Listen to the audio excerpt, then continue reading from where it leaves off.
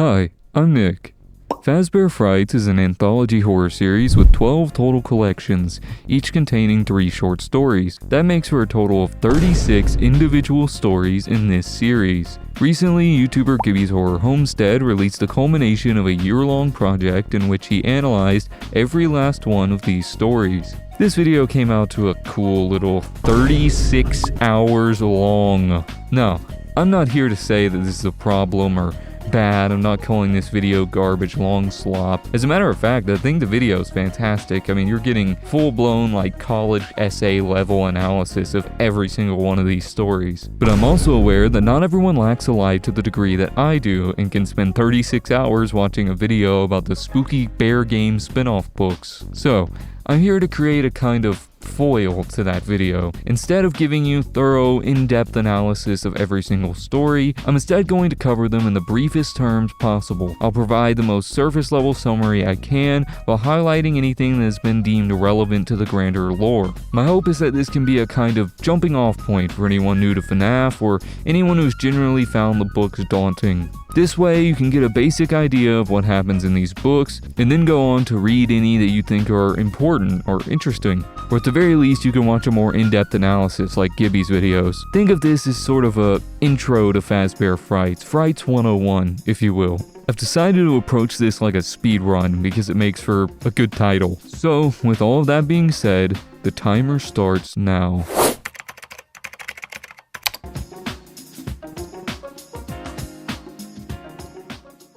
This series is kicked off by Into the Pit, a story that, on the whole, seems rather important. It's been adapted 4 different times, including as a full game, making it the first FNAF book to get a game adaptation. In the story, we follow a boy named Oswald who lives in a crappy town where everyone's moving and everything is closing and it all just kinda sucks.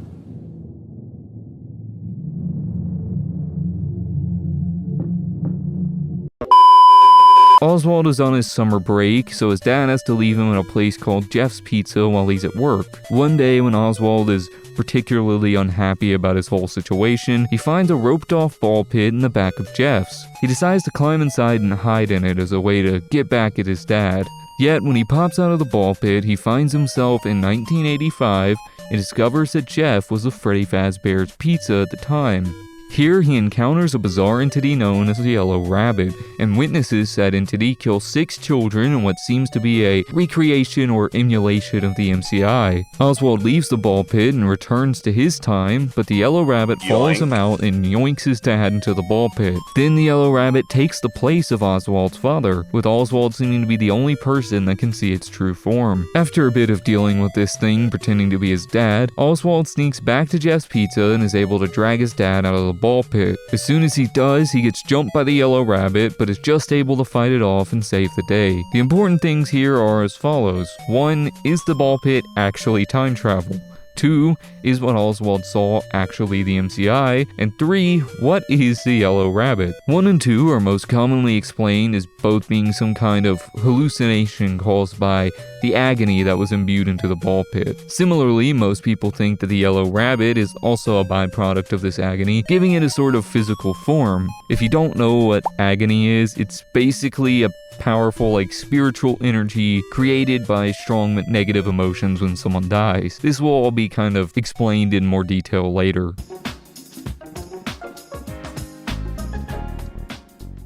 In To Be Beautiful, we follow Sarah, who thinks she's ugly and wants to be pretty. At a junkyard, she finds a weird animatronic doll thing called Eleanor. Turns out that Eleanor is sentient and offers Sarah a heart-shaped pendant. She tells Sarah that if she wears the pendant and never takes it off, she'll wake up more beautiful each day. Sarah agrees and it works. Every day she wakes up prettier than before, until one day she trips at school and the pendant goes flying off, causing Sarah to begin turning into garbage. Turns out Eleanor had actually been taking parts of Sarah and replacing it with trash, hiding it behind the pendant, which was somehow able to both keep Sarah alive and create an illusion that hides the fact that she's literally made of trash. In the end, Eleanor takes the form of Sarah and Sarah dies. The important bits here are Eleanor herself, who's a strange entity with a weird amount of similarities to Circus Baby despite seemingly being a completely different character. She will be a recurring character throughout these books though, so it's important to keep her in mind. The other important thing is the pendant itself. Most people think the object is imbued with Remnant, as we've seen Remnant showcase similar abilities to heal or at least keep someone alive in situations where they probably shouldn't be. This is the first time though, as far as I'm aware, that it's shown to have these sort of like visual illusion capabilities. Also, quick side note, Remnant is kind of just like a broader form of agony that's created from any powerful emotion at death rather than just negative ones. Once again, this will all be explained more later.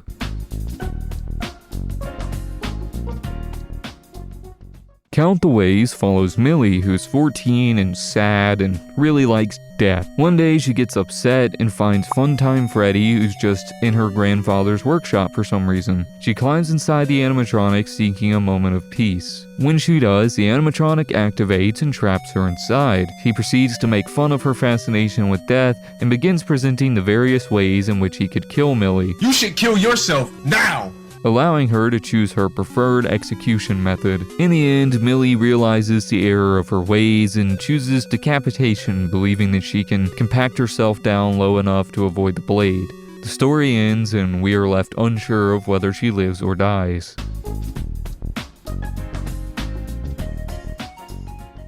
Here we get the first of the Sitchwraith Stingers, a group of epilogues after stories we get at the end of almost every Fazbear Frights book.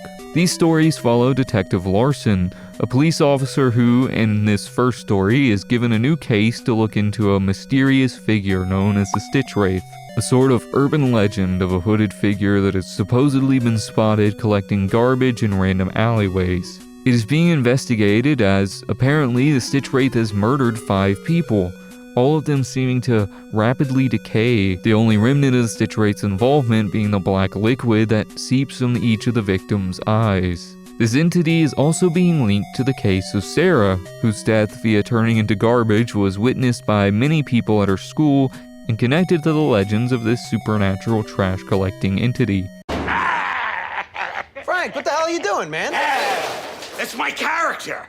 I'm the trash man. So it is up to Larson to figure out who or what is behind the Sitchwraith.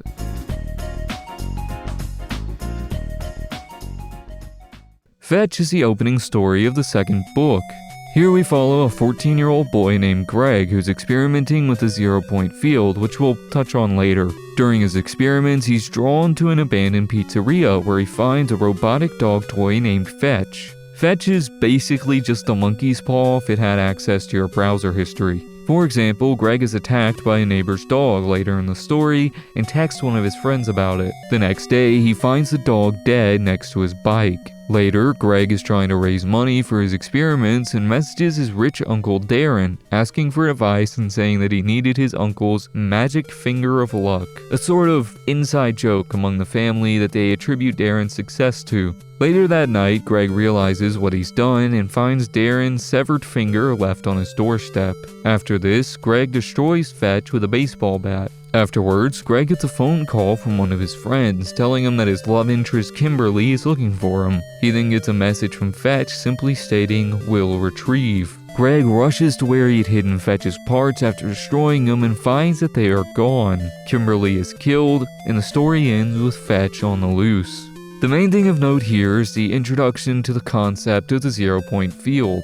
I'm not going to go in depth due to the core concept of this video, but it's basically this idea that a layer of energy exists beneath our own reality that can be manipulated by our consciousness, allowing you to affect the world around you with intense thought. Most people, by which I mean Gibby, believes the inclusion of this concept in these books is establishing a sort of magic system for the universe of Fazbear Frights, and potentially the greater world of FNAF. The only other thing is just the entity of Fetch as a whole and its strange behaviors, which will be further explained in later stories.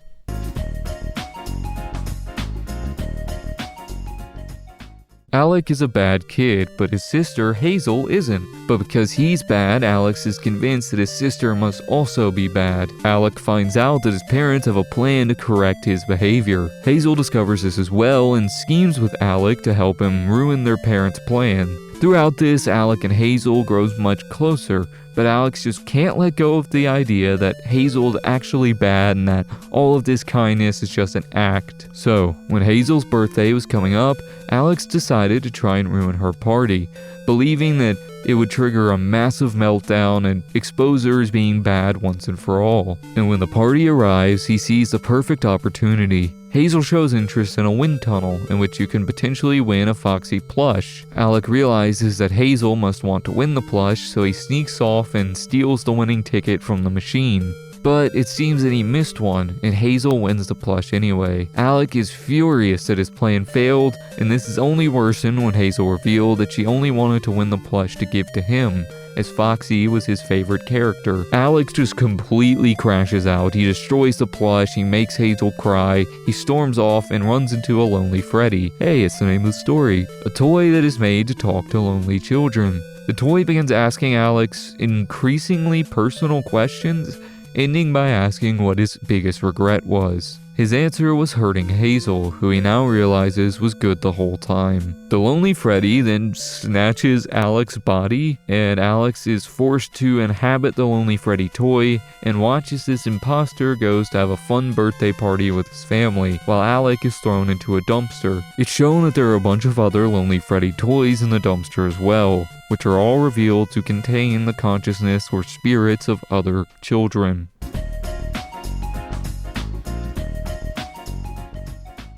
Oscar is desperate to get his hands on the plush trap chaser, a toy that walks in the dark but freezes in the light. Doesn't that sound familiar? Unfortunately, this toy is so popular that it's out of stock everywhere. In his desperation, Oscar comes across a defective plush trap chaser that was returned to his store, so he steals it. When he gets home, he opens it up and finds that the toy seemingly has human eyes and teeth. He still decides to play with it though, and when it turns on, it immediately starts trying to kill some kids. The plush trap chases the kids all the way to a railroad where it is finally hit by a train and dies.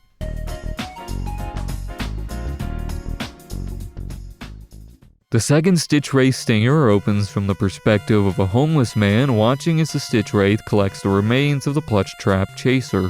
We then switch back to Larson's POV as he's investigating the house of a woman named Margie. She had once been hired to take care of a young boy there while his father was deployed overseas. She ended up inheriting the house and implies that both the boy and his father died. Larson shows her a picture of the Sitchwraith, and she recognizes the face.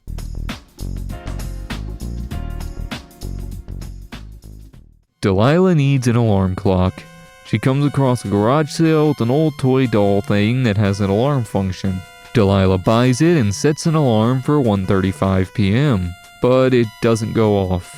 Instead, she's awoken at 2:25 with an angry call from her boss. Delilah gets mad and throws the Ella doll in the garbage. But that night, she's woken up by the distant sounds of the Ella doll at 1:35 a.m. Delilah realizes that she must have just set the alarm wrong, but she can't be bothered to go dig the doll out of the dumpster in the middle of the night, understandably. But as the days go by, Delilah continues to be woken up through various means, always at 1:35 a.m., even after the dumpsters are emptied. As time goes on, Delilah continues to lose sleep, growing increasingly paranoid. She loses her job, strain is placed on all her relationships, and Delilah becomes fully convinced that the Ella doll is trying to get her. She returns to the garage sale where she got the doll from, hoping to find some answers, but the house is completely empty. Guys, it's like been drowned. Don't you remember that story? It's been drowned. Finally, after more than 23 days without a good night's sleep, Delilah hops in her car and starts driving. She decides as long as she's awake come 1:35 a.m., then the Ella doll won't be able to find her. Yet as the dreaded time arrives, the passenger door of her car swings open. Delilah hears what sounds like something crawling across the roof of her vehicle. She ditches her car and runs to an abandoned construction site. She finds an open vent and crawls inside, desperate to hide from the Ella doll. In the process, she gets stuck in the vent. The story ends with Delilah accepting her death, oddly comfortable due to the fact that the Ella doll will never be able to find her.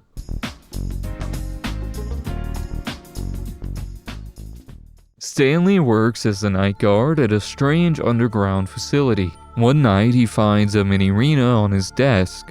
one of these things, asking him to take her home. He ignores it and falls asleep, as he has a habit of doing on the job. When he wakes up, the mini arena is gone. This happens for a few nights, and Stanley starts having nightmares about the Funtime animatronics. His body starts to feel swollen and numb, until one night he wakes up from his nap to find a mini arena attempting to crawl in his mouth. He's hit with the realization as to what has been happening the last few nights, as he feels the mini arena squirming inside of him. Stanley is taunted by another mini arena, asking, "Isn't there room for just one more?" As Stanley collapses, the story comes to a close. It is noteworthy that this story does just straight up take place in the sister location bunker.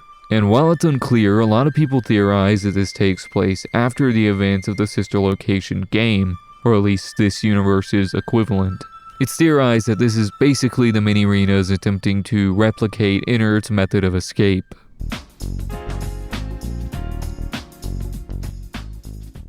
Devin and Mick are a pair of lonely kids. One day, a new kid named Kelsey arrives at their school. Kelsey immediately hits it off, becoming popular and generally fitting in with everyone. Devin is jealous of this, so he convinces Kelsey and Mick to come with him to an old abandoned Freddy's. There, Devin talks Kelsey into climbing into a spring-lock Golden Freddy suit, with the intention of locking him in the suit for the night. Instead, the spring locks activate and Kelsey is absolutely cooked. Devin and Mick agree to keep this little murder a secret. After a week, Mick begins having second thoughts. He worries that maybe Kelsey had survived the spring locking and that they had just left him there. So Devin returns to the Freddy's to check, but when he peers inside the suit, instead of finding the blonde-haired Kelsey, he sees a head of curly black hair. When he tries to get a better look, the mouth of the suit clamps down on his arm, trapping him. At the end of the story, we see Kelsey, completely fine, at a different school, once again introducing himself as the new kid. So yeah, Kelsey's a projection. What the heck? being used by Golden Freddy to lure in kids. Why? Who knows? But we might learn a little more about this later.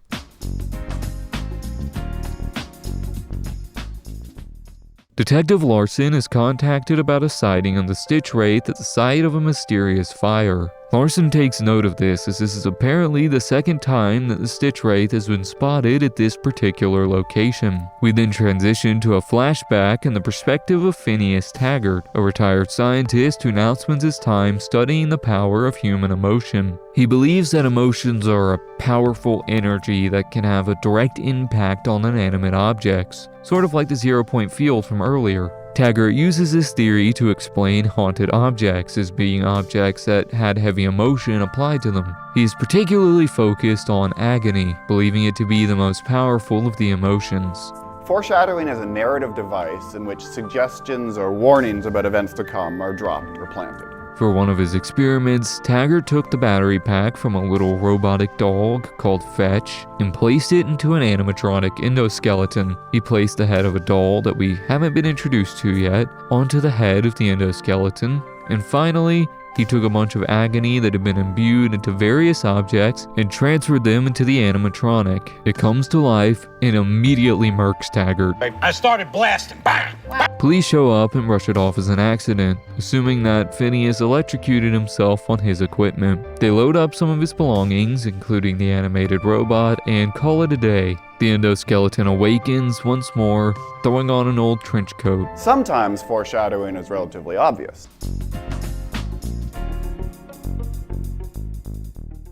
Pete is having a rough go of things. His parents are getting a divorce and he's constantly forced to watch over his younger brother, Chuck. This all comes to a head one day at Freddy Fazbear's Pizza, when Pete's invited to hang out with his crush, but can't because he has to watch over Chuck. During this, Pete overhears that Foxy is in the maintenance room being worked on. Pete knows that Chuck is terrified of Foxy, so in his anger, he drags his little brother to the maintenance room. There, they find a small stage with purple curtains. Pete activates it, but as he does, Chuck runs away. Pete tries to run as well, but his shirt gets caught on a nail. He is then seemingly entranced by Foxy as he activates, stuck repeating the same line over and over. First you have to lose an eye and an arm. When he gets home, Pete learns that his mother has signed him and Chuck up to be organ donors. After all of this, Pete begins having strange nightmares and increasingly unlikely close calls where he nearly loses an eye or an arm. He tells Chuck about it, who is immediately convinced that this has something to do with the Foxy encounter, but Pete doesn't believe in that superstitious stuff.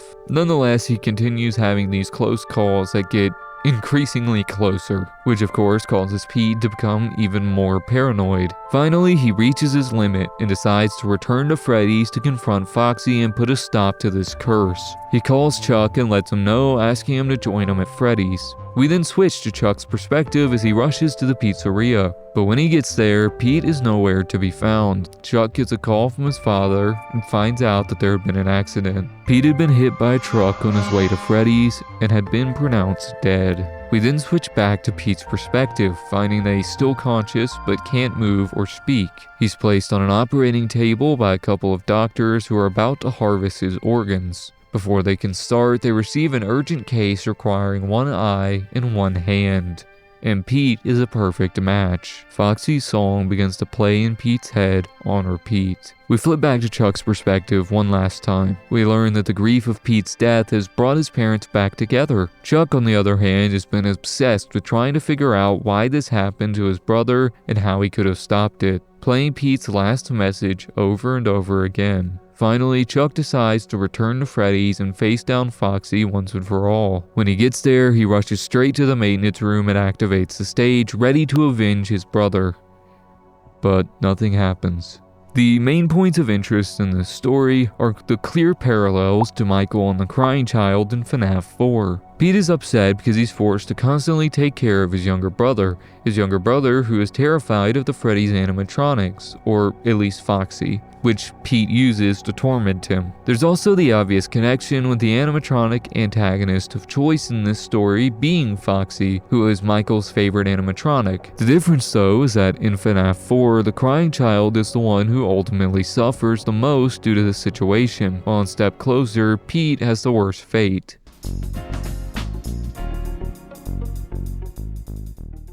Casey's having a rough time in life, bouncing from one dead-end job to another after being kicked out by her parents before her 17th birthday. Due to these difficult circumstances, she resorts to crime, and apparently she's so good at crime that these two guys, Jack and AJ, who are fellow street urchin thieves, approach her to join them. We're not joining your team. I'm putting together a team. We're in. She carries out a few jobs with these guys, including stealing a purse from a woman that also contained a goodie bag that said woman's daughter had just gotten from Circus Baby's Pizza World. In this goodie bag is a pair of cardboard glasses, and when Casey wears them in the sunlight, she sees a holographic image of Ballora doing a pirouette. But Casey also gets really sick and nauseous while wearing them, so she can't do it very long. As time goes on, Casey becomes increasingly remorseful of her thieving ways, especially after she accidentally cuts a lady with scissors while trying to snip her purse.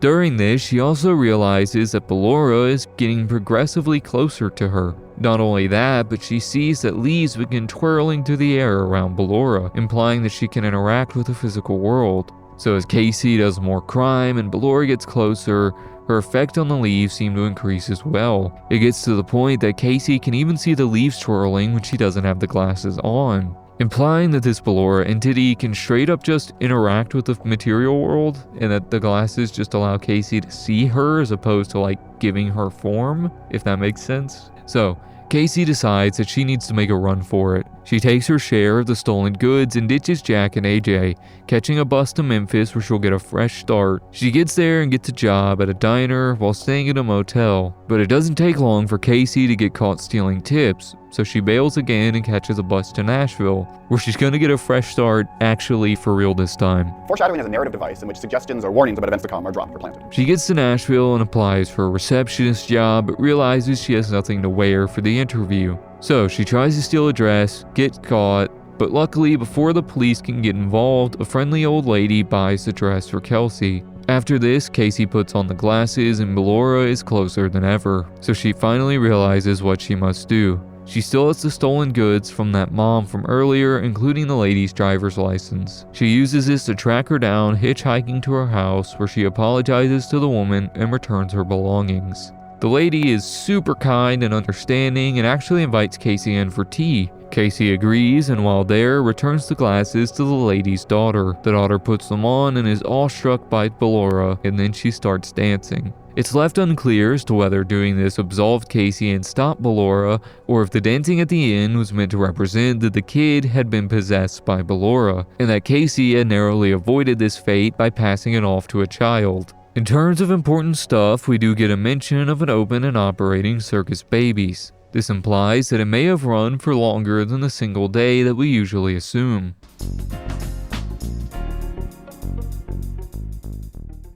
Susie is a young girl with an active imagination who has a habit of anthropomorphizing things. Like a tree she named Oliver. She was also incredibly empathetic, becoming genuinely distraught when she saw Oliver shedding some leaves. Her godmother, Jeannie, would tell Susie that this was because she was plugged in and could feel things that others couldn't.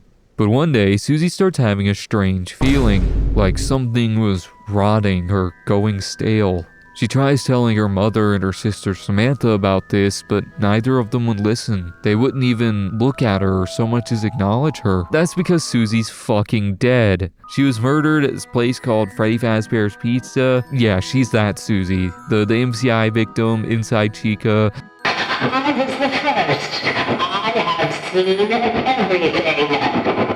That Susie. This is just straight up her ghost. And every night at midnight, Chica actually shows up and leads Susie away from her home. So, Samantha is seeing a counselor and having a hard time dealing with things. She reveals that part of this is because she had a fight with Susie not long before she died, over a doll called Gretchen. After the fight, Susie took the doll and hid it. Samantha is feeling better after this session and is being more talkative than usual on the way home. That is until Susie's spirit decides that she doesn't like the topic of conversation and starts blowing into Samantha's ear. And Samantha can feel it.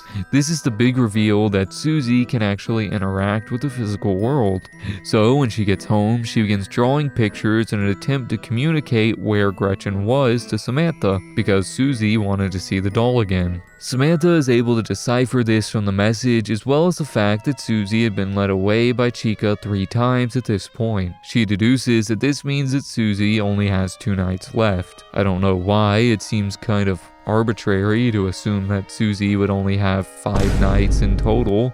Don't know what could possibly lead you to that conclusion, but oh well. So, Samantha begins voraciously searching for Gretchen, but she just can't seem to find it. Chica arrives to take Susie away, and for some reason attacks Samantha this time. Samantha was able to evade her long enough to finally find Gretchen, and she rushed outside to hide. Yet when Chica chases her outside, the animatronic stops and simply begins to lead Susie away. Samantha calls after them, and Susie tells Chica that she has to go back for something. Chica lets her go. Susie's spirit then fully materializes in front of Oliver the tree. Samantha hands Gretchen to her and hugs her sister one last time. Susie goes back to Chica and is led away until they vanish. Samantha watches content, certain that her sister would now move on. There's a lot of points of interest here, like the fact that this follows one of the MCI victims who are some of the most important characters in the greater FNAF canon. We also see this interesting idea presented of what seem to be one spirit split into 2 separate entities. I say this because the Chica we see in the story disappears with Susie at the end, so it can't be the actual Chica animatronic. But Susie does possess Chica, so it would make sense for that to be how a sort of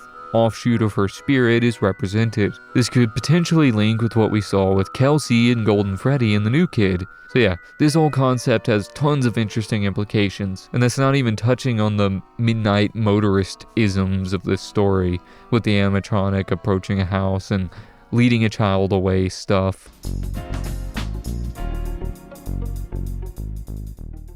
Here we pick up the flashback from before, now in the perspective of the Sitchwraith. It turns out that this entity is possessed by the spirits of 2 children, Andrew and Jake. Jake has control over the endoskeleton's movement and sight, while Andrew can only hear. The boys are attempting to get a grasp on their situation, but both of them have foggy memories. Andrew can only remember being angry and wanting revenge on someone who hurt him. You wanna know how I'm feeling? I'm angry. You hear me? I'm angry. I'm angry! He remembers attaching his soul to this person and keeping them alive so that he could personally torment them. The Sitchwraith was currently in the back of a garbage truck. And as it is opened and a worker reaches for the Sitchwraith to throw it out, Jake touches him, which kills the worker on the spot. His eyes began to leak a black fluid, and his body withered in an instant. Andrew reveals that this is actually his fault, that his anger was so powerful that it was now coursing through the endoskeleton and would kill anyone that touched it. He also tells Jake that there were a number of other items infected with his anger, so Jake telepathically connects himself to Andrew to dig through his memories so that he could track down all of these infected items. So here we finally start to learn a bit about the Sitchwraith, the fact that it has two spirits inside of it being of particular importance, as this is the basis of the Golden Duo theory. This is also our proper introduction to Andrew, the vengeful spirit of this universe, and depending on who you ask, the games as well.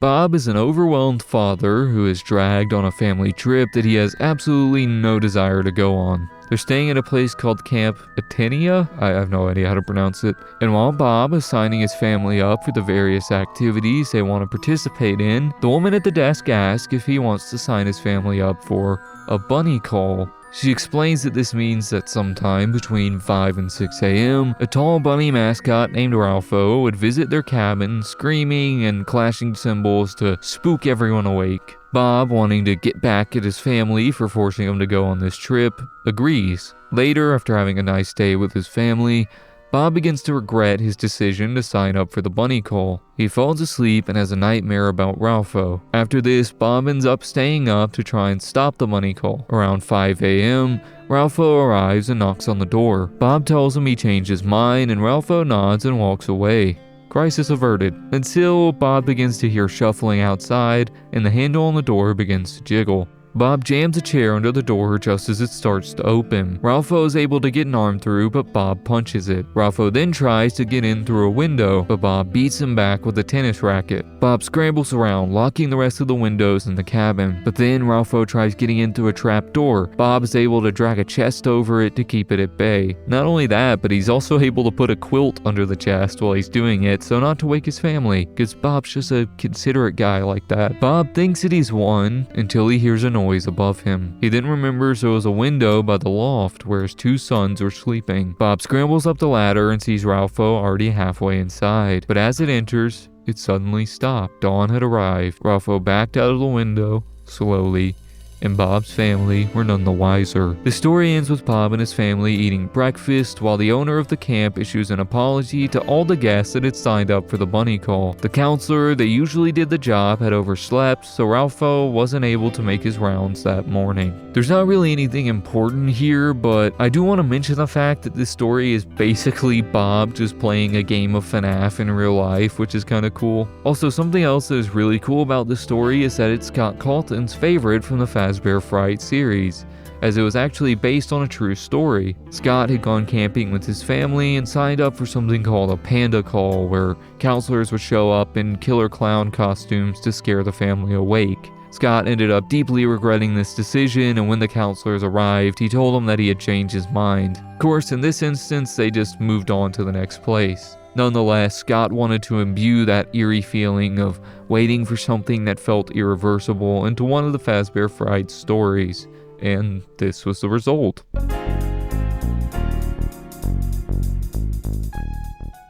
I think this story has already been summarized the best it could possibly be. In the Flesh is the best book on the earth, 'cause it made Matthew Patrick fucking give birth. Yes, this is the infamous MatPat Impreg story. We literally follow a character named Matt, who is a game developer working on a title about Springtrap. Over the course of the story, he becomes pregnant with Springtrap. There's really no other way to word it. And it basically pulls a xenomorph on him and he dies. That's it. There's really nothing important here. The story sucks. I'm moving on.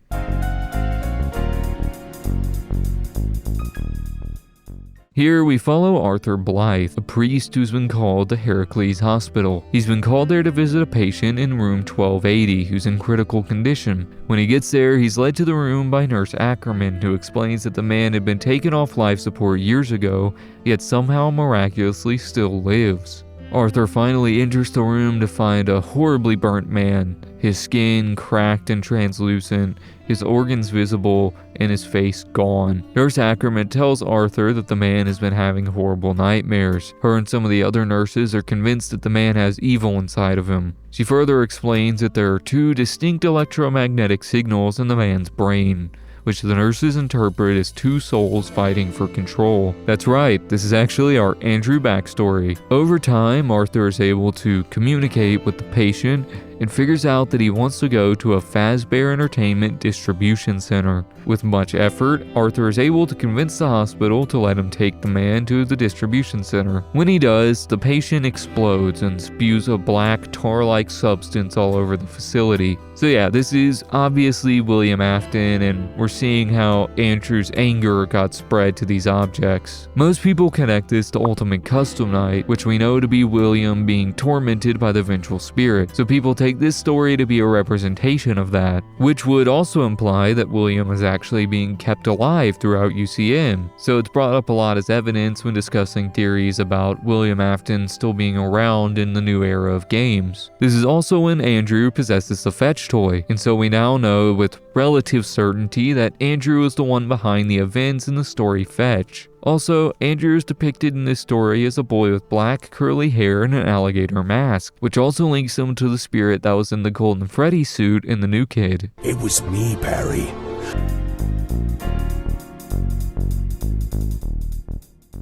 We're finally back with Detective Larson, who's investigating Phineas Taggart's death, now aware that the Sitchwraith was created by him. He finds the fetch toy and begins connecting the Sitchwraith to several murders that were connected to Fazbear Entertainment. Then we switch back to the perspective of the homeless man from earlier, Grim. He spots the Sitchwraith again and follows it to a large warehouse that appeared to be its hideout. He saw the hooded figure carrying a bag. Grim gets a peek inside and sees that the Sitchwraith had gathered the remains of Tiella doll, Vetch, the plush trap chaser, and several other items that we haven't seen. Grim gets freaked out and leaves. We then switch to the Sitchwraith. Jake knew Grim was there, but let him leave. As he's dumping out the items he'd collected, he feels tired. Suddenly, Jake remembers part of his childhood. He remembers having fun with his father watching a baseball game. Feels as though his very spirit is being absorbed into this memory, but Jake fights it off. He can't leave Andrew.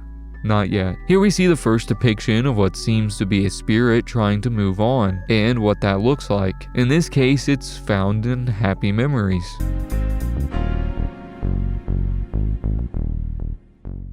Noel and Sam, a pair of college students, are working on a short horror film for a class project. After thinking back on some nostalgic memories of Freddy Fazbear's Pizza, Noel suggests that they should make their movie monster a creepy animatronic. They settle on Blackbird, a Raven-inspired robot that would make people confess their deepest secrets before punishing them accordingly. This would become a bit of an inside joke between the two. If one didn't want to answer a question or something, they would say that the Blackbird would make them tell. Later, Sam and Noel meet up so that Sam can show off pictures of the finished Blackbird costume. After, Sam asks Noel what his darkest secret was. Noel admits that he had ruthlessly bullied a girl in high school. His lack of remorse while talking about it triggers Sam, who was bullied growing up as well, and it turns into a big fight. Sam storms off. The next day, they were supposed to meet to work on their set, but Sam doesn't show. Noel falls asleep waiting on him and is awoken by his love interest Amber, who tells him that feathers and blood had been found on a nearby railway. They think Sam got plush trapped. Search parties are sent out, but they find no signs of Sam. Noel immediately begins losing his shit. He becomes super paranoid and sees a large black entity following him throughout the day, and he hears sounds that are described as wet feathers being dragged. He tries to sleep it off, but that only makes things worse as he has horrible nightmares of Blackbird that wakes him up. And when he does wake, he finds himself pinned down by the Blackbird in real life. He fights his way free and swings at the Blackbird, which disappears. He then freaks out even harder.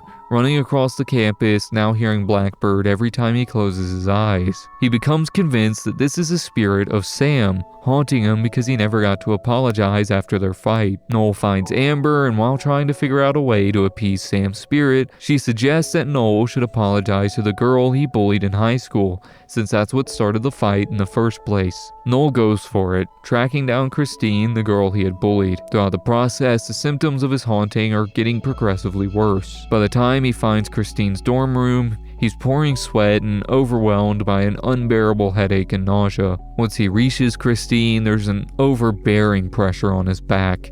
He collapses and begins sobbing, fighting through his symptoms to explain to Christine who he was. She gets up and hugs him, thanking him. She explains that all the bullying, as bad as it was, had also been what forced her to step up and finally love herself. Upon this revelation, Blackbird's presence vanishes. Noel recovers and leaves, and as he does, he gets a phone call. It's from Sam. Sam explains that he had been taking a walk and couldn't hear the train over his headphones. He tried to jump out of the way, but it still clipped his arm, sending him falling down the embankment, which broke his leg. Noel apologizes for their fight, and Sam reveals his darkest secret. Just before freshman year, he got revenge on one of his bullies by bullying them back. Foreshadowing is a narrative device in which suggestions or warnings about events to come are dropped or planted. Sam offers to buy pizza, and Noel hastily agrees. He hadn't eaten since noon. Sam questions this, and Noel brushes it off, saying that it's a long story. Sam says the Blackbird will make him tell. Sometimes foreshadowing is relatively obvious. A lot of people draw connections from this story to the concept of illusion disc, as Noel's visions of Blackbird are always accompanied by strange screeching and whining sounds. A lot of people also point out the similarities between this story and Ultimate Custom Night, which is believed to be William Afton being punished by the spirit of Golden Freddy, an obvious similarity to how Noel believes the Blackbird entity to be the spirit of Sam punishing him. This would make this story a sort of mirror for UCN, as Noel is ultimately redeemed for his actions while William never repents.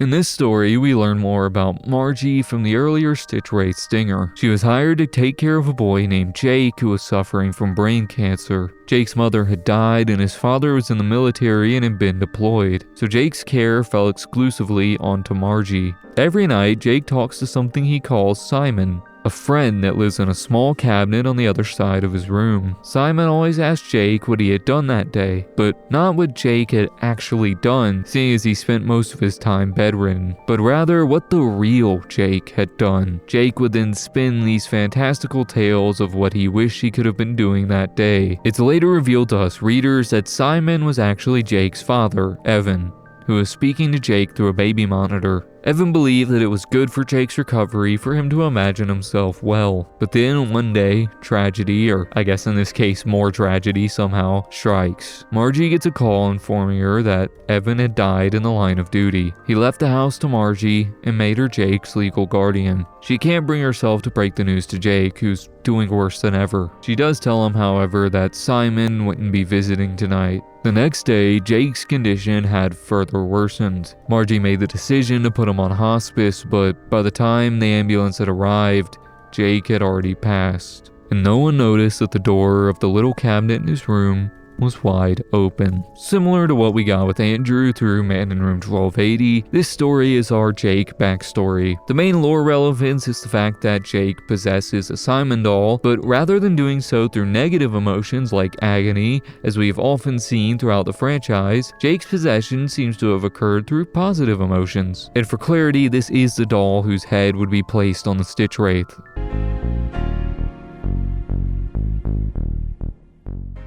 Toby is resentful because he can't beat his brother at anything, including all of the arcade games at Freddy Fazbear's Pizza and Games. That is, until they get a new game called Hide and Seek, where you have 3 attempts to try and find a hiding Shadow Bonnie. And yes, this is specifically supposed to be Shadow Bonnie. Toby decides he would keep the game secret from his brother so that he could finally beat him. Yet despite his best efforts, Toby can't win the game. So he goes back the next day and modifies the rails that Shadow Bonnie is mounted on to rig the game and guarantee his victory. Yet he fails again. He attempts to play one more time, but the lights flicker and the Shadow Bonnie disappears. Toby flies into a rage, and destroys the game before fleeing the scene.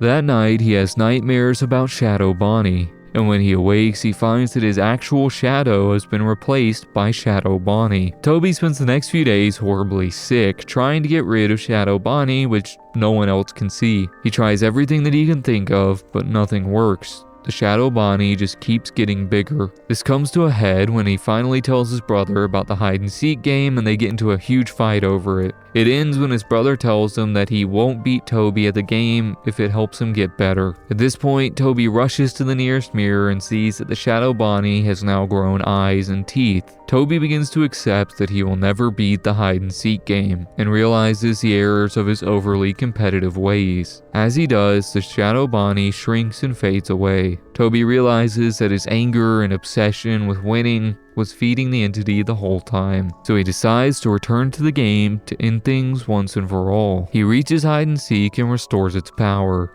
He's given a prompt to forfeit the game, and Toby just can't bring himself to do it. He just can't. It isn't fair. The Shadow Bonnie cheated by tormenting him for all this time, so he selects continue, and the Shadow Bonnie returns with a fury. As soon as it does, Toby throws himself backwards onto a group of broken pegs that pierce through him. He feels the Shadow Bonnie fade away, and Toby declares his victory as he bleeds out. It's left unclear as to whether Toby dies here, but it's heavily implied that he does. The only lore relevant thing here is the full-blown depiction of Shadow Bonnie, which as far as I'm aware is the first time it's depicted as a in-universe character.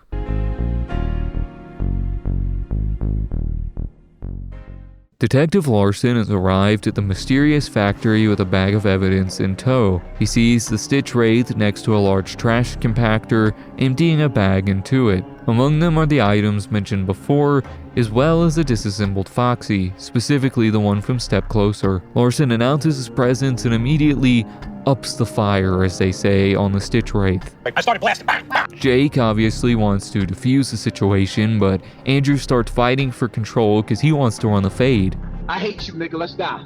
Thankfully, Jake's able to fight him off long enough to throw the entire Sitchwraith into the trash compactor. We then switch to Jake's perspective as he is once again being pulled into the memory of watching baseball with his dad. Yet he resists once more. We then see this interesting, spirit realm interaction where Jake is grabbing onto Andrew, trying to pull him into the memory to keep him safe. Yet Andrew is being dragged away by a blob creature that then takes the form of the patient from Man in Room 1280. They fight until the entity releases Andrew and he disappears, presumably moving on. We then switch back to Larson, who confirms that this factory is the same place that the man in room 1280 had died, and that the man in room 1280 was in fact William Afton. Then he watches as all of the trash begins to form around Afton's spirit and turns into a giant 15-foot tall trash rabbit monster. And yes, this is the last we will see of Andrew in these stories.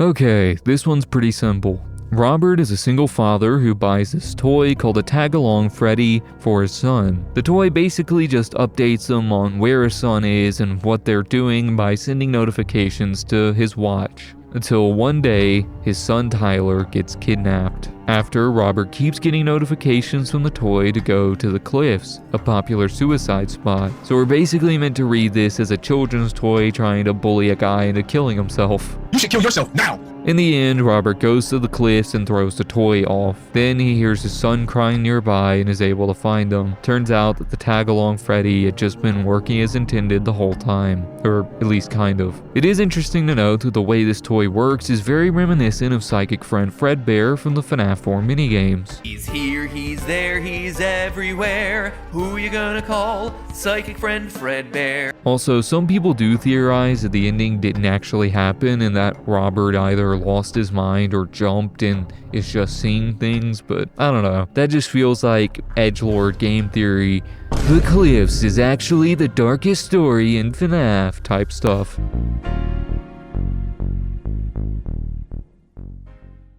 Reed doesn't like Julius because Julius is a dick and a bully. Unfortunately, they're in the same robotics class where everyone is working on a big project. Julius' project is a large exoskeleton that makes you stronger and faster. Meanwhile, one of Reed's friends, Pickle, and yes, her name is Pickle, is making a little humanoid-shaped robot, think like Chibi Robo basically, that is controlled by an RF remote. While messing around with these inventions, they realize that Pickle's remote is tuned to such a frequency that causes it to also control Julius' exoskeleton. Later, Julius is being a generic bully and breaks Pickle's nose. He then shows off his exoskeleton suit, but while doing so, it zaps him and knocks him out for a bit. Reed takes the opportunity to strap Julius and his exoskeleton to a chair and leaves him there to get back at him. After, Reed and the gang go to one of their friends' houses to work on their projects. While there, Pickle gives her little robot to a young kid named Ori to play with. Upon seeing this, Reed begins panicking in the back of his mind,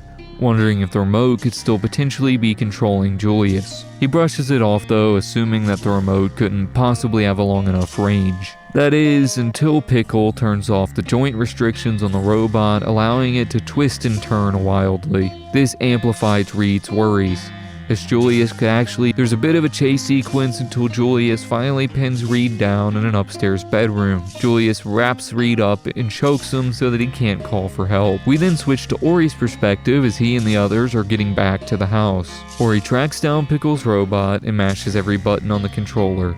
The story ends as the robot spins and thrashes uncontrollably. It is interesting how this story parallels William Afton, with Reed, this evil bully figure, suffering a horrible fate at the hands of his own creation that probably should have killed him but somehow didn't. Even small details like the fact that the RF controller was able to manipulate the exoskeleton in the first place was apparently a side effect of a small error Reed had made and could have easily fixed, but he refused to out of hubris. This is kind of similar to what we see in Secret of the Mimic, with it being seemingly confirmed that the springlock suits could have been made safer, but clearly that never happened.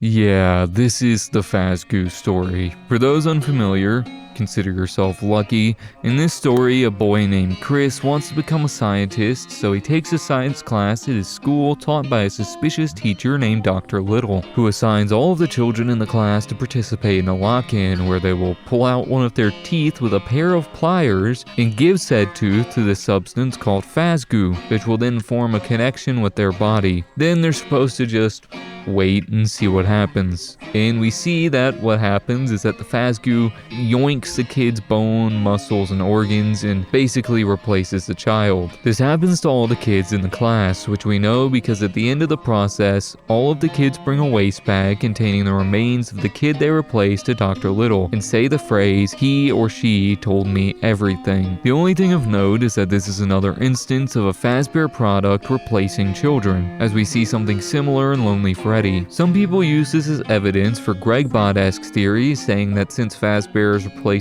kids with replicants in the books, then they must also be doing it in the games, but I don't think there's much else to it beyond that.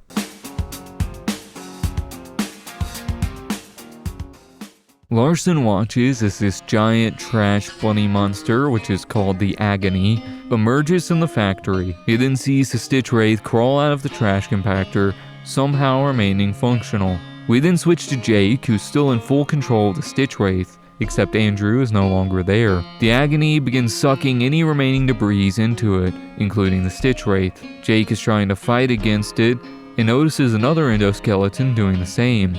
Eleanor. Eleanor then grabs Jake and sucks all the evil energy out of him. Hey, yo! Which was somehow injected into him during his fight with Afton earlier over Andrew. So, Eleanor absorbs that energy and then allows herself to be combined with the Agony. We then go back to Larson, who has no fucking clue what's going on, but does realize that if this giant 15-foot tall trash monster is allowed to run rampant, that it would probably be pretty bad. So he gets into a bit of a scuffle with the Agony and is wounded pretty badly. But he's able to retrieve his evidence bag that he had dropped in the chaos earlier. And in this evidence bag is the puppet's mask. the spirit of which is able to telepathically communicate with Larson that it wants to confront Afton. Larson decides that the best way to approach this would be to tie the evidence bag to the front of the forklift he was hiding behind, and then drive the forklift into the agony, pushing it into a river and hoping it drowns? I don't know if a giant trash monster can drown, but it's better than nothing, I suppose. Upon doing this, the puppet comes to life and crawls out of the bag with its newly formed limbs. It then goes inside of the agony and ejects Eleanor, who scutters away and escapes. This allows the puppet to take control of the agony and force it to rip itself apart, defeating Afton once and for all. Jake, having seen all this, realizes that Larson is hurt pretty badly and has also been infected by Afton's evil energy. Jake is able to remove this infection by burning it away, basically cauterizing Larson's wound. After this, as he's leaving the factory, Jake realizes that Afton was kind of a bitch. Like, that dude's spirit wasn't that strong at all. This makes him realize that something else must have been in control of the agony. Something far worse.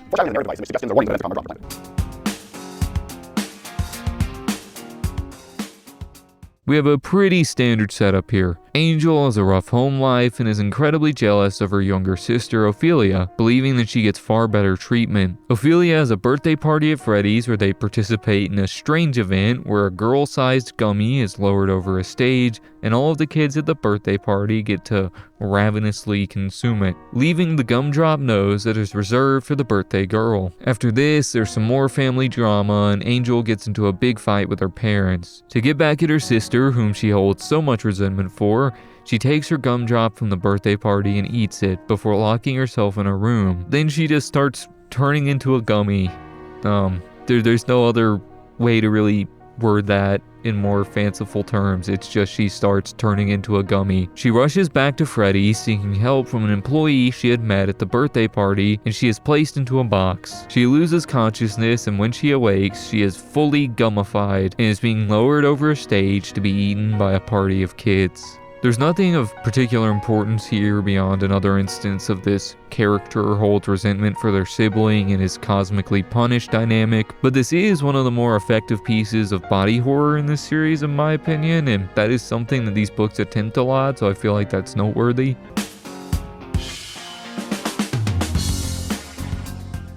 Sergio finds a toy called Lucky Boy in a dumpster, which claims to give Lucky advice. Sergio follows its advice and ends up winning the lottery. After this, he begins to take Lucky Boy's advice about everything, including breaking up with his girlfriend and quitting his job. This reaches a boiling point when Sergio asks Lucky Boy how he can improve his body to impress his crush at an upcoming high school reunion. Lucky Boy tells him to simply remove the features he doesn't like. Sergio takes a pair of scissors and a knife, proceeding to cut off his nose and ears, among other things. The story ends with Sergio arriving at the reunion and everyone screaming at the sight of him. The story makes for an interesting parallel to Vanessa and Glitch Trap with this sort of reluctant follower character type. Story also does give us a bit of a timeline for these books, as the story takes place in 1955, which we know because Sergio's reunion is a 10-year reunion and he's said to be class of 1985. This also most likely means that the man in room 1280 had to take place before 1995, seeing as we're led to believe that every other haunted object like Lucky Boy that we see in these books were infected with Andrew's agony.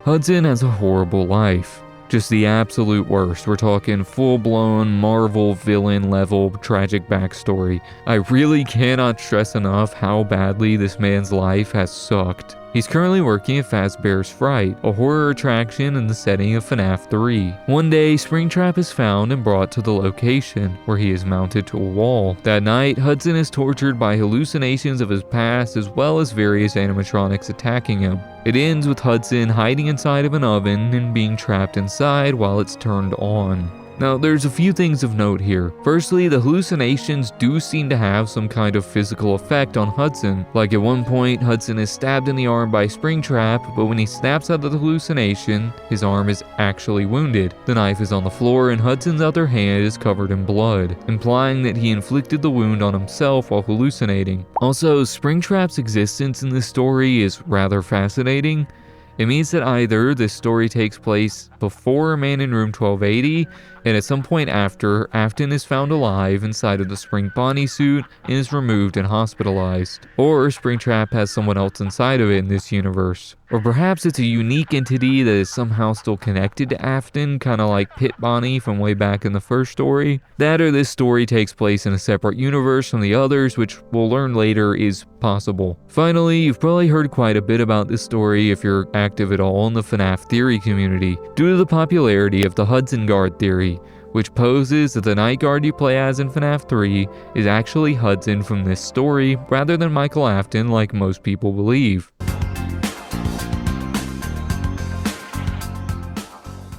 Larson wakes up in a hospital having been rescued by the police. He finds himself confused by prior events, particularly by the Sitchwraith staving him. Now unsure whether the Sitchwraith is good or evil, Larson decides that he will track it down again to finally get some answers. However, he's also been having strange visions over the past few days, from different places, time, and people. These aren't just visions though. Larson's able to hear and smell his surroundings as if he were truly experiencing these memories. There's only one constant between them. When transitioning between each memory, Larson sees an old ball pit. Sometimes foreshadowing is relatively obvious. He decides that he must find this as well, believing that it is connected to the other strange happenings of recent times. We then swap to Jake. It's been 9 days since the battle with Afton, and Jake has been laying low. He was walking down an alleyway when he accidentally touches a sleeping homeless man, presumably Grim. Yet, with Andrew gone, the man does not die.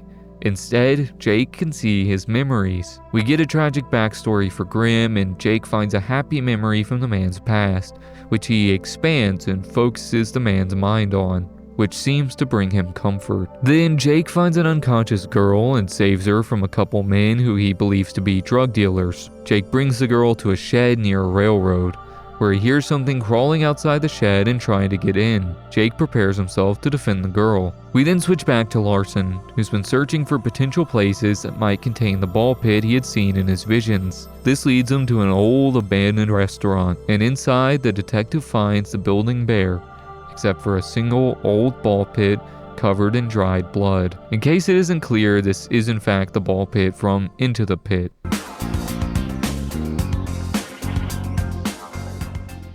Okay, so there's a lot going on in this one. First of all, Scott decided to use this story to give Trash and the gang from Pizzeria Sim a backstory. And, even better, he brought back Fazgoo, cause that's what the people wanted. So, we have Jack. Jack's an asshole who is struggling financially, primarily due to his failing animatronic pizzeria, Pizza Playground. One of his employees, Porter, is working on a machine that can create low-cost animatronics out of a single piece of wood, with the hopes that once he completes it, he can ditch his current low-end job. Another employee, Sage, has ambitions of his own. He's working on a novel called The Puppet Carver, which is just Pinocchio. That's really it. We spend the duration of this story bouncing between the perspectives of Jack and Sylvester, the main character of the in-universe story The Puppet Carver. That side of things really isn't important story-wise, it's pretty much just there for imagery. It does so effectively, I would say, it just isn't important for this video. So we follow Jack after a long day of being an asshole to every single person he interacts with and stressing about his actively worsening financial situation.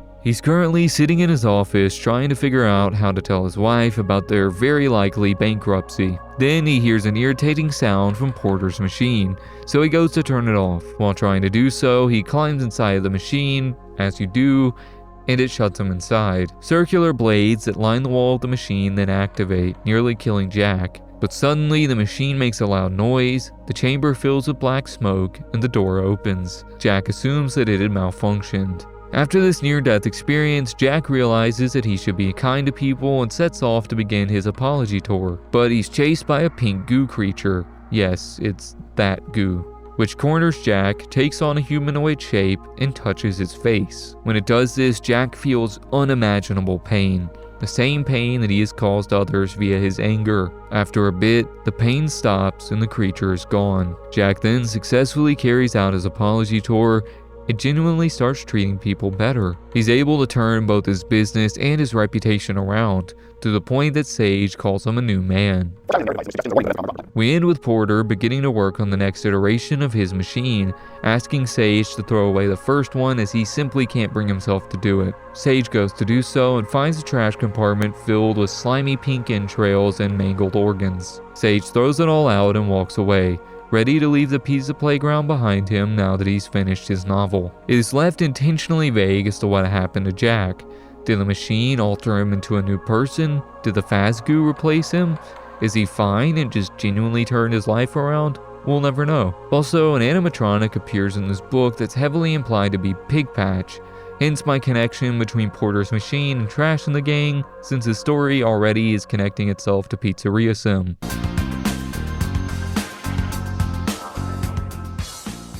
Colton is frustrated by an arcade game at Freddy Fazbear's Pizza where you have to jump on a platform to win tickets. He is absolutely convinced that it is either faulty or rigged, so much so that Colton sneaks in one night to repair the game. An animatronic called Coils the Birthday Clown tries to stop Colton from doing this, but he ignores it. Colton crawls into the arcade machine and gets stuck. The next day, he's crushed to death underneath the platform when children start playing the game. What's interesting is that after this happened, Coils' appearance actually changes, his fixed smile becoming a frown and looking as if it's crying. All the while, it's trying to communicate to staff that Colton is under the arcade game. This creates an interesting mystery, as some people suspect that this is meant to communicate that Coils was possessed the whole time, perhaps by someone who died the same way, which would explain why it was trying to stop Colton. On the other hand, there's the explanation I find more likely, which is that Colton possessed Coils after being crushed, which would explain why its appearance changed in that moment. We've seen in the games with the puppet that an animatronic's appearance can be altered by possession.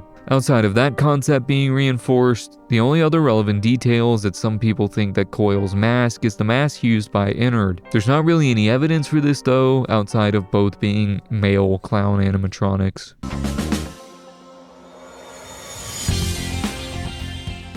Peyton and her best friend Marley are on a school field trip to Freddy Fazbear's Pizza Kit Factory. While there, Marley convinces Peyton to separate from the group and go up a flight of stairs onto a catwalk they weren't supposed to be on. Peyton tries to convince Marley that they should rejoin the group because the catwalk was dangerous. Marley, in an attempt to convince her friend that it was fine, fell over the railing. Peyton rushed down to where Marley had fallen but couldn't find her. Peyton returned to the group and lied, saying that Marley had just run off. Over the next day or so, Marley still isn't found, and Peyton becomes increasingly guilty and paranoid, wishing she had told the truth about Marley's fall. Peyton proceeds to have some horrible nightmares about Marley before waking up and hearing noises from outside. She wonders for a moment if it's Marley and if she's okay, but immediately she's overwhelmed with worry that Marley was there to get revenge for Peyton abandoning her, or worse, that it was what was left of Marley, like in her dreams. The doorbell rings. In her panic, Peyton opens her window to climb onto the roof of her house, seeing it as the only escape from Marley. We then swap to Marley's perspective.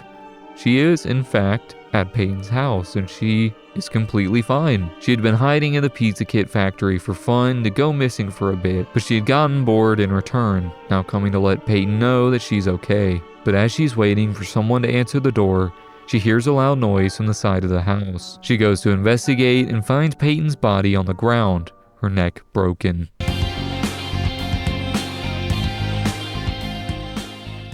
Larson finds 30 samples worth of blood in the ball pit. After testing, these are revealed to have all come from the same person, but each were from a different year. This means that someone or something has been bleeding inside the ball pit for over 30 years. We return to Jake. Whatever had been outside the shed seems to have lost interest, so Jake goes out to get food for the girl. Upon his return, he finds that the girl has woken up. She introduces herself as Renelle, although Jake feels something off with the name. Renelle shares her tragic backstory, and Jake decides that he will help her reunite with her father. He sees a ray of sunlight fall on the silver heart-shaped pendant that Renelle is wearing, and feels that this is a sign of good fortune.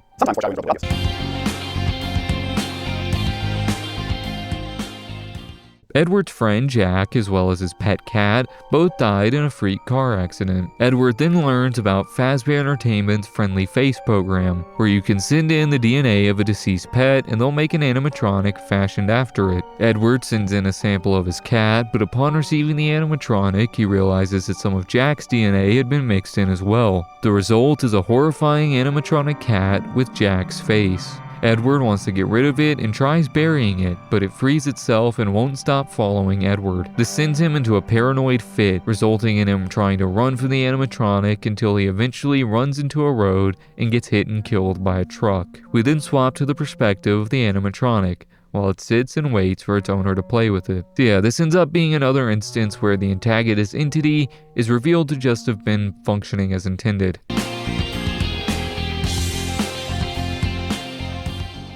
Mott's little brother Rory brings home a pack of sea bonnies from Freddy Fazbear's Pizza. These are literally just sea monkeys that have rabbit ears so that they kinda look like Bonnie. Mott makes fun of these pets, which causes them to seemingly react aggressively. This goes on for a while, with Mott continuing to make fun of the sea bonnies and the sea bonnies seeming to react more severely each time. This causes Mott to become paranoid. Tell me if you've heard that one before. Certain that the sea bonnies are whispering to him, taunting him. This reaches a breaking point when Mott finds that Rory's fish, Fritz, has been consumed and replaced by a clump of sea bonnies. After this, Mott decides that he must get rid of the sea bonnies, and he flushes them down the toilet. That night, he has nightmares about the sea bonnies and wakes up feeling as though he's about to vomit. He rushes to the bathroom and chugs a glass of water, yet feels something clumpy go down his throat. He examines the glass, but only sees water, so he brushes it off, assuming he must have just swallowed some toothpaste. Though after, he begins worrying that he had swallowed a sea bonnie, and he starts to get severely ill. This progressively worsens until Mott is fully replaced by sea bonnies and dies. Mark this down as another instance of a Fazbear product replacing children.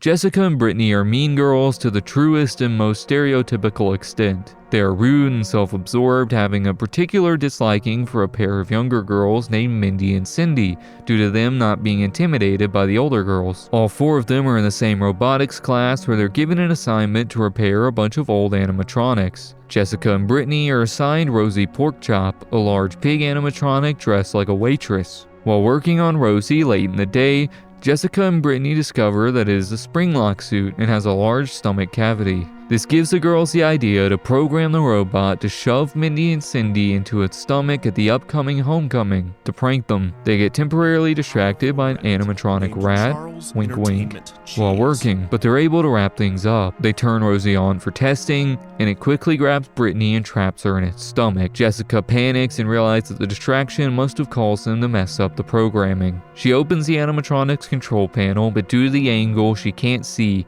so she just blindly tries to turn it off. Instead, she turns Rosie from suit mode to animatronic mode. Jessica, hearing Brittany's screams, quickly tries to switch it back to suit mode and save her, but instead, as soon as she does, she is grabbed and shoved into Rosie as well. While inside, she sees the mutilated corpse of Brittany. Jessica panics and tries to find a way out, but then hears the voice of Brittany speaking to her. Rosie switches back to animatronic mode, seemingly on its own, and Jessie is killed as well. The next morning, Mindy and Cindy arrive at the robotics class early and find Rosie Porkchop. The girls say hi, and Rosie high-fives them in response. It then begins to speak to the girls, who note that it sounds oddly similar to Jessica. The teacher then arrives and asks if the girls had swapped projects with Jessica and Brittany. They lie and say yes. The teacher inspects Rosie and finds that the spring lock features have been disabled. He explains that he had read an article the night before about how old spring lock suits like that would sometimes switch between suit and animatronic mode on their own, and praises Mindy and Cindy for removing the dangerous feature. Jessica hearing Brittany before being spring locked, as well as Rosie gaining the ability to speak in Jessica's voice, raises some interesting ideas. There are two ways to read this in my mind. You could draw a comparison to the Funtime animatronics, specifically Baby, who has voice mimicking capabilities as well as stomach hatches that they are implied to capture children in. This reading can almost imply that the Funtime animatronics were variations of the Springlocks, and we do know that there is a single Springlock suit in the sister location bunker that was never used. Seeing as how Rosie is an original character that we've never seen before this story, they could be one and the same. The other route you could take is that Rosie is possessed by both Brittany and Jessica. So when Brittany dies, she possesses the animatronic and kills Jessica in the same way for revenge, which causes Jessica to possess it as well. This would be further imagery of dual possession in the series, which people are always looking for to bolster the popular golden duo theory.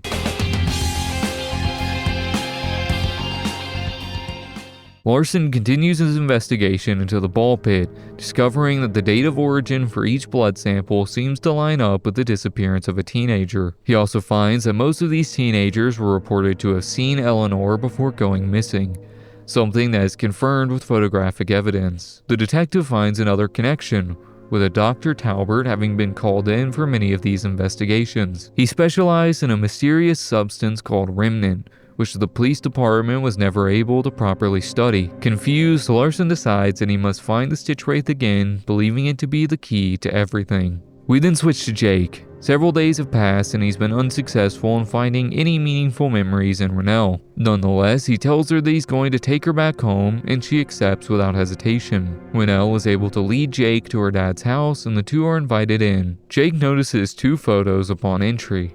The first of Renelle's dad standing next to the Sitchwraith's creator, Phineas Taggart. The other photo was of Renelle and her dad, except Renelle has curly black hair and brown eyes in the photo, while currently having straight brown hair and blue eyes. Back with Larson, he arrives at the home of Dr. Talbert to question him. He finds the door wide open and lets himself in, surprised to find the Sitchwraith and a young girl inside. The girl was staring at a photo of Dr. Talbert and his daughter before morphing into the girl in the photo. Suddenly, Larson has another vision. He sees who Renelle really is. Eleanor. The detective senses such a powerful evil energy from Eleanor that he immediately pulls out the strap.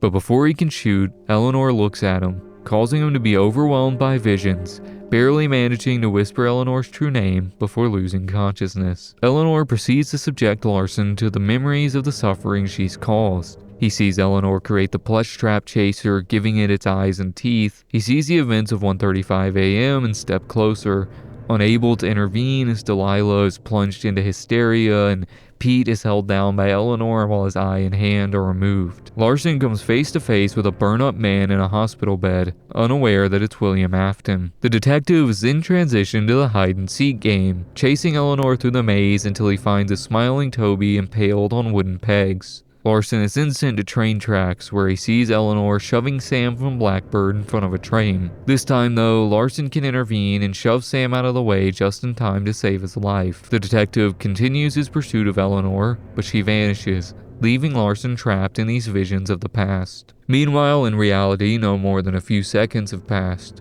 Jake is confused by Larson's whispering until he sees Renelle smile and wink at him. He finally pieces it together, that she was the more powerful evil that had powered the agony. Jake lunges at Eleanor, but she uses her illusions to make it seem as though he had stabbed her. Dr. Talbert, still believing it to be his daughter, whips out the blick. It shoots the Sitchwraith in its battery pack, completely disabling its movement and speech. Talbert then offers to use his emergency supply of remnant to heal Eleanor's wound. Jake realizes that this was her plan all along, that the remnant would make her more powerful. He can only watch as Dr. Talbert gives her the injection, her disguise melting away to reveal her true robotic form. This story is where we finally get the reveal that Eleanor has been behind basically everything that has happened across these books, minus the stuff that Andrew did. It was me, Barry. Somehow powering or sustaining herself off of the suffering she's caused.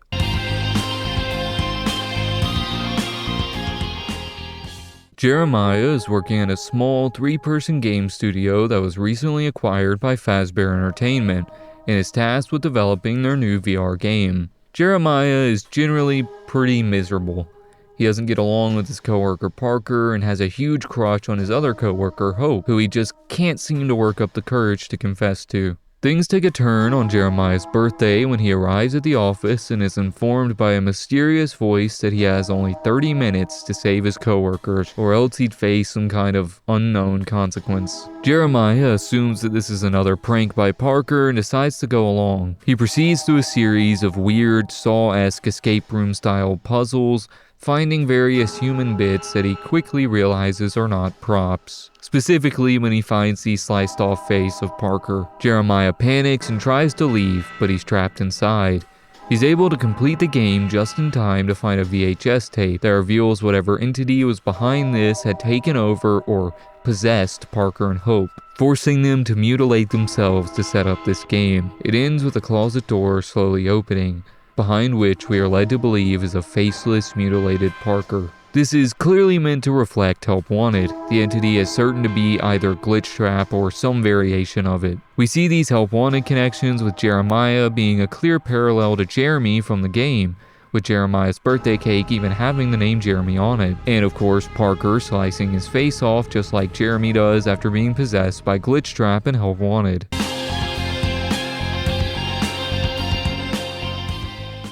Joel is super reckless in every aspect of his life, including his driving. This is emphasized when he's speeding home one night after his father fired him from the family business and hits a large plastic statue of a child holding a kids at play sign. Joel, of course, thinks nothing of this. The next day, while eating Fazbear Faz Crunch, he finds a prize in a cereal, a small, toy-sized version of the kids at play statue. Joel throws it away and continues to think nothing of it. Later in the week, Joel is angry while on the way home from a friend's house and, of course, is severely speeding. While going through the same place he hit the statue, he ends up hitting an actual child. Joel flees the scene. He gets rehired by his dad and spends his next workday paranoid about the kid that he hit, especially after seeing a Kids at Play statue outside his dad's store. This is amplified when he gets home from work and finds the tiny Kids at Play figure that he had thrown away next to his alarm clock. He destroys the figure and goes to bed. That night, he wakes up at exactly 2 a.m. No longer in control of his body. Whatever is controlling him forces him to walk to Glenwood Fields, the place where he hit the child. Once he gets there, his body stops and he proceeds to slowly and painfully transform into a Kids at Play statue. We then transition to the perspective of Chief Montgomery, who is following up on a report of a strange man spotted near Glenwood Fields. He looks around, noting the Kids at Play figure in the road. He remembers that it's part of some Fazbear Entertainment public safety initiative to deter reckless driving. While investigating, Montgomery hears a child whimpering from the ditch and finds the kid that Joel had hit.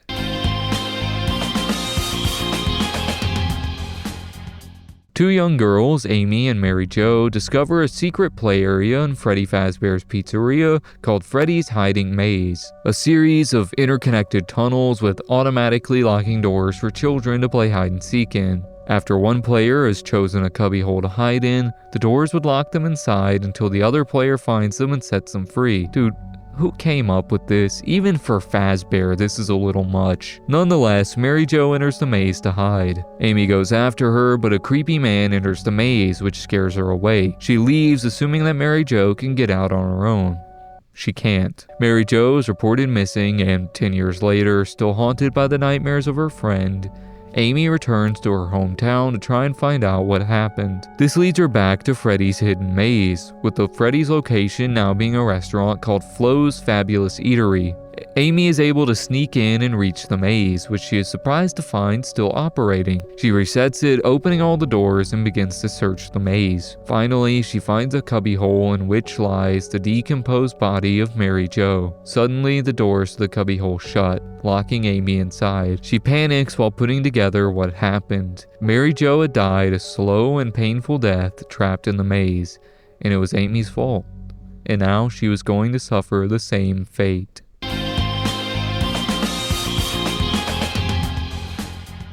Jake found himself dreaming of a birthday party with all of his friends. He quickly realizes that none of it was real and that he needs to escape and stop Eleanor once and for all. We swap to Larson, still trapped in Eleanor's memories, desperately looking for a way out. He decides that his best bet is the ball pit, given its influence over his visions. He tracks it down within the memory world and jumps inside, being transported to another memory, specifically when Sarah had found Eleanor all the way back in To Be Beautiful. Suddenly, Eleanor launches out of a broken car and attacks Larson. The detective reacts quickly, spotting a nearby trash compactor and throwing Eleanor into it. Killing her in the memory world allows Larson to wake up in real life. He sees Eleanor, who has now taken on a new form of pure negative energy and emotion. She shoots black, bloody tendrils out of her mouth that wrap around Larson, forcing them back into the memory world. Larson dives back into the ball pit and ends up in a garage filled with boxes of various knickknacks and winter clothes. Eleanor then dives out of an antique trunk and attacks Detective Larson again, who's able to bludgeon Eleanor to death with a blunt object. This allows him to wake up again, and he sees that Eleanor is seemingly being weakened by getting killed in the memory world, which Larson is immediately sent back to. The detective goes into the pit again and winds up in a child's bedroom. Eleanor lunges at him from out of the closet, but Larson is able to take her head off with a baseball bat. When he wakes up this time, he sees that the Sitchwraith has stood up. Back into the memory world and back into the ball pit, Larson is now in a warehouse with an old mattress and some sleeping bags. Eleanor drops on him from the ceiling, finally getting the detective in a vulnerable position. We switch to Jake, who's struggling to stand, yet upon seeing Eleanor, he is filled with an intense rage. This fuels him, and he goes for Eleanor. She seems distracted, yet she still launches her tendrils at Jake. Back to Larson, we see that he has gained the upper hand and is strangling Eleanor. This weakens her enough that Jake is able to dodge the tendrils. He grabs hold of Eleanor and uses his will to heat the entire Sitchwraith endoskeleton and burn her. While doing so, he also searches through her memories and finds the most painful one, forcing Eleanor inside. The energy that had surrounded her disappeared, and Eleanor's body dropped to the ground, inanimate. She had finally been defeated. Jake leaves before Larson can wake up. 2 weeks later, we see that Larson has grown much closer with his son and improved his family life in general. Meanwhile, Jake is trying to tie up loose ends as his battery is running low. He found the real Rennell and reunited her with Dr. Talbert. He also found the homeless girl that Eleanor had replaced when he found her and took that girl to the hospital. Now he's at Jeff's Pizza to find the ball pit. Ever since he defeated Eleanor, Jake realized that the souls of Eleanor's victims were all contained in the ball pit. He knew that he couldn't set them free, but determined to help, Jake tries to give them peace. Jake goes into the pit. Roll credits. He finds himself in the memory of Millie, who only remembers what happened immediately after Count the Ways, before her death. She's wandering aimlessly, lost in the forest, when Jake appears before her. He takes her hand and she's suddenly back at her grandpa's house, reunited with all her relatives to enjoy Christmas. One by one, each of the balls in the ball pit turn gold and offer a clear view, almost like a crystal ball, through which you could see all of the victims happy and with their families, living happily ever after. The spirits were still trapped, but now, thanks to Jake, they could rest. We switch back to Larson one last time.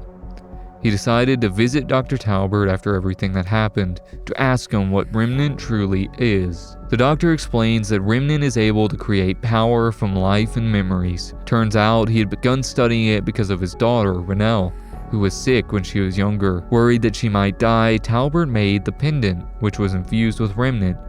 He hoped that this way, if she did pass, he could still hold on to the good memories of his daughter. Yet his obsession with the pendant would be the very thing to destroy his relationship with Rennell. After being kicked out, Rennell lost the pendant and it ended up with Eleanor. Having seen what Eleanor did with it, Dr. Talbert wants nothing to do with it anymore, and he gives the pendant to Larson. The detective leaves, admiring the pendant. Then he could hear what almost sounded like faint singing coming from it. He brushes it off, deciding to keep the pendant and happy to finally put all of this behind him. And this is the conclusion to the Sitchwraith Stingers. Yet there is one last book in the Fazbear Frights series.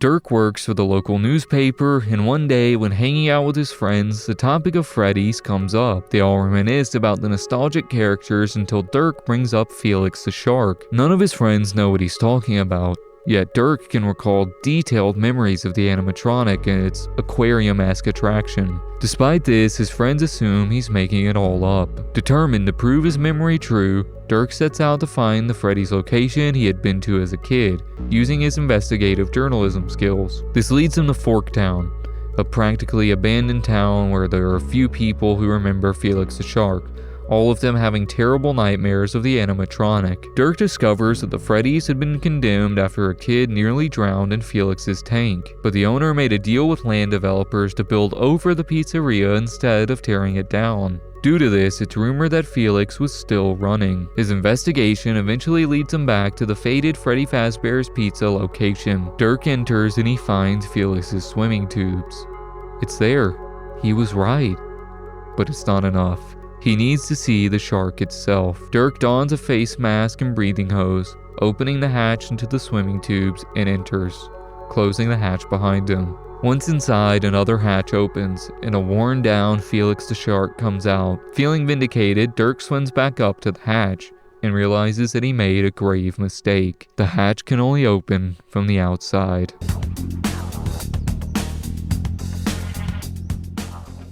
Mandy Mason is a high school junior who's having a rough time in life.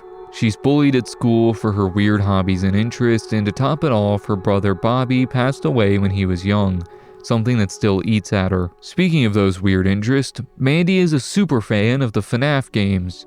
Not the in-universe FNAF games made by Fazbear Entertainment, but seemingly the actual Five Nights at Freddy's games. One day, Mandy decides to decompile a copy of FNAF 3 and finds a mysterious file, lookshauntednow.jpg. It's a black and white image of an old metal building with a street name attached to it. After finding it, she begins to see visions of red eyes, a blue shoe, and a ghostly boy with brown hair. Yet there are only flashes, disappearing as soon as she blinks. This drives Mandy to look deeper into the photo, reverse image searching it to find the location. It just so happens to be near where Mandy's mom is about to go for a business trip.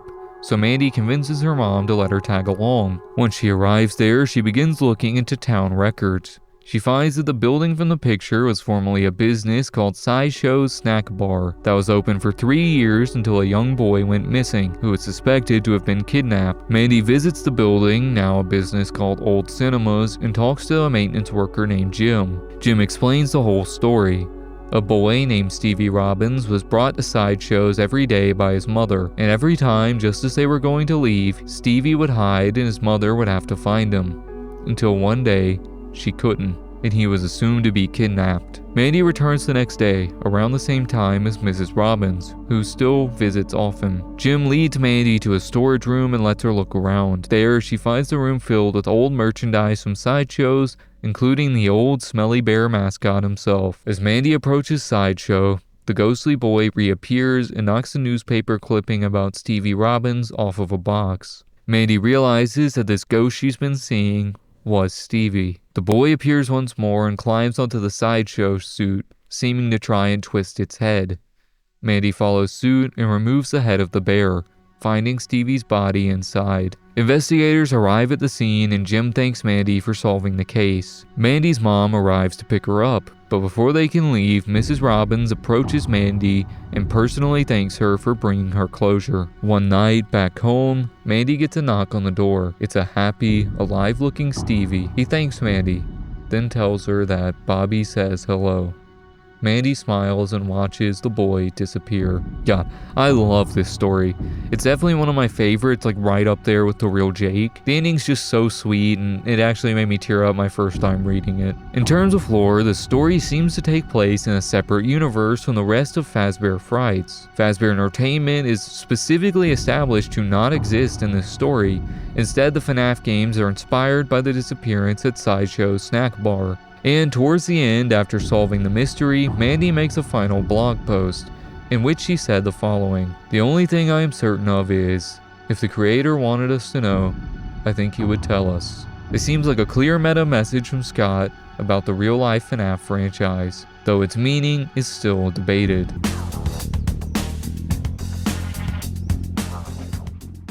Sylvia is worried because her son Timmy has been acting strange ever since she gifted him a Freddy Fazbear mask for his birthday. Timmy describes having witnessed events at Freddy Fazbear's Pizzeria, despite the restaurant having been closed for nearly 30 years after a tragic incident. This escalates until one night, Sylvia goes to check on her son and sees him being led away from the house by a shadowy figure. Sylvia hops out of the window to go after them, but is grabbed by a man. This man reveals himself as Mike, the night guard at the old Freddy's. He explains that the mask she had bought was the actual head of the Freddy animatronic that had been stolen a few weeks prior, and that he had broken in to steal it back. He tells Sylvia that the mask may have harmed Timmy, and Mike thinks he knows where the boy went. Mike and Sylvia go to Freddy's, and there they find Timmy on stage performing a song with Bonnie and Chica. Sylvia immediately rushes towards her child, but is stopped by black and white striped tentacles. Mike tries to free her, but he can't, so he instead goes to help Timmy.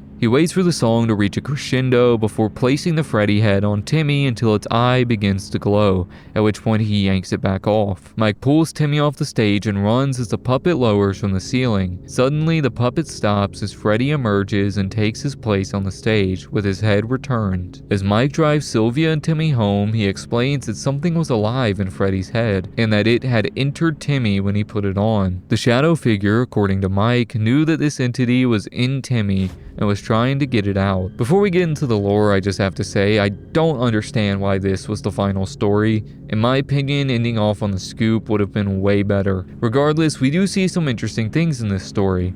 Particularly, we see the first instance of what seems to be a shadow animatronic being depicted, as it is described as a shadowy figure with bright white pupils. I say this because in Hide and Seek, we see an in-universe depiction of like the fictional character of Shadow Bonnie, but here we see the actual entity of Shadow Bonnie, or Freddy, being depicted.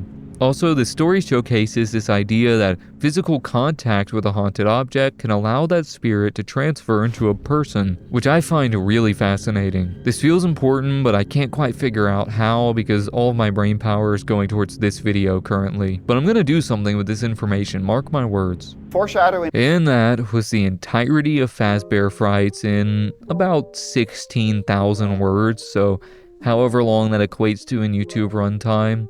The raw recording is pushing 3 hours at this point, so I imagine it's going to be pretty hefty. If you've made it this far, then with the utmost sincerity, thank you. Seriously, it is absolutely insane that you put up with me for this long. If you're one of those people, then I'd like to think you enjoyed this video or at least found it informative. So please feel free to like and subscribe and all that YouTube stuff. This is by far the biggest video I've ever made, and I don't know when it'll actually be out, but hopefully it comes out well. I would like to give a quick shout out to Gibby's Horror Homestead, who quite obviously inspired this entire video. I'd also like to extend my gratitude to the FNAF Fandom Wiki, as I had to rely on it quite heavily while writing the script for this video. I'll admit, I did not read every single story in this series, and I didn't want to reread the ones that I had just for this silly video. With all of that out of the way, I figure it's more than time to wrap things up. Remember, this is FNAF. Everything is up to interpretation, nothing is certain, so why act as though we know anything at all? Bye.